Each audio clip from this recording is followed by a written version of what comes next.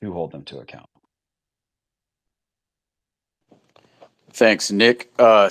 Sam Shoemate, over to you. Hey, appreciate it. I didn't have any plans on talking in this space tonight, but after that question, I've got to weigh in. um, so I am a investigative journalist. I am recently retired from the military myself. Um, I was investigated, and I had an illegal investigation done against me by a three-star general and a number of other senior officers and senior NCOs for doing this kind of work. I've been at the forefront of this specifically, the illegal order, or excuse me, the illegal execution of the order to take this drug which is currently decimating our military. And there are so many people in this country that want justice now. They want something reversed now. I field this question all the time on the social media platforms I run, and people say, this isn't going to do anything. What is 231 boys or people going to do? This went in the Joint Chiefs of Staff. This went in their dumpster. Nobody cares. What are you going to do that somebody else hasn't already tried? You should file a lawsuit. So many comments, so many things that people say that are negative, they're pessimistic. How is this going to bring accountability? What can we do? They advocate for violence. We need to do something now. We need to take up arms against our government. And I see all these comments, and I commiserate with all of them. I understand. What you're seeing is the destruction and just the violation of justice. We as human beings, we need justice. And when we see something unjust, it is against our DNA to allow it to just occur around us. And we say, what do we do about this? We have to think generationally.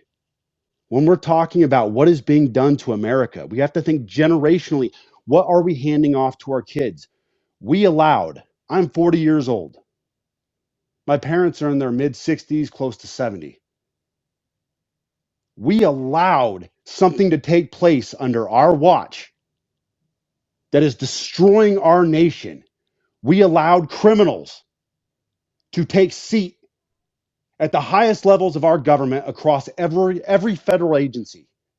We allowed general officers to put stars on their chest. We ignored what took place in the DOD. We disconnected ourselves as Americans. We said the military, they do their own thing. And we paced ourselves away from that. And we said, that's not my business. And we allowed criminals to take over our military. This is a generational fight. We are not going to fix this overnight. This letter that I have signed, along with these incredible patriots who you don't fully realize what they are putting on the line, those who are still in uniform, what they have put on the line, what they are risking. We have said it is our lifelong pledge to not allow this injustice to sit as it is. We are going to fight against this for the rest of our lives. We are making a declaration to America. This is the first day this letter has gone out. It is going to go out. It is going to continue to move.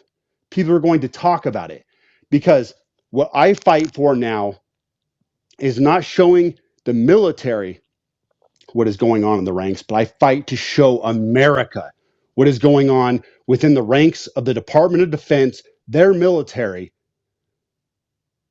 The folks who raise their right hand and say, I want to defend the Constitution of the United States against all enemies, foreign and domestic, the framework for our freedom, they are being subjugated to illegal activity, to criminal activity. And we've seen it play out in some of the most horrendous ways over the last several years. And this is by design. Every single one of these people have been put in place. I could go down this road and I could talk about the last 8, 10 years, and I won't do that to you. But what I'm saying is you have to understand this fight is generational, and this will likely take years and years and years. We are promising that we will fill these seats, that we will move into positions where we have voices and authority, and we will hold every single one of these general officers and others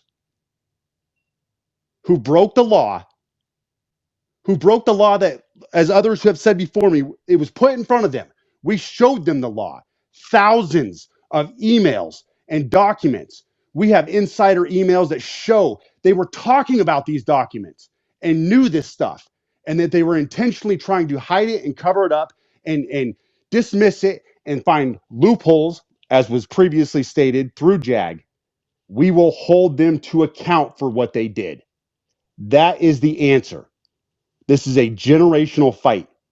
You must take the place of somebody who stands up and understands what is taking place in the DoD, what is taking place across the entire federal government, and you start to get involved in your communities, and you start to get involved by speaking out wherever you possibly can. Whatever small platform you have, small, big, whatever, you speak out against the criminal conduct that you see, that you start to educate yourself on what the Constitution says, on what the laws say. If you see something crazy, you need to read into it and say, why are these folks saying that this is an unlawful mandate? Is it just because it's hurting them? Or is there something behind this that actually makes it unlawful? I'm going to read up on this. I'm going to look for resources and find out. And you start to speak out. That is what we are trying to do. All right, I'll stop talking now. Go ahead. Hey, thank you, brother. Very, very well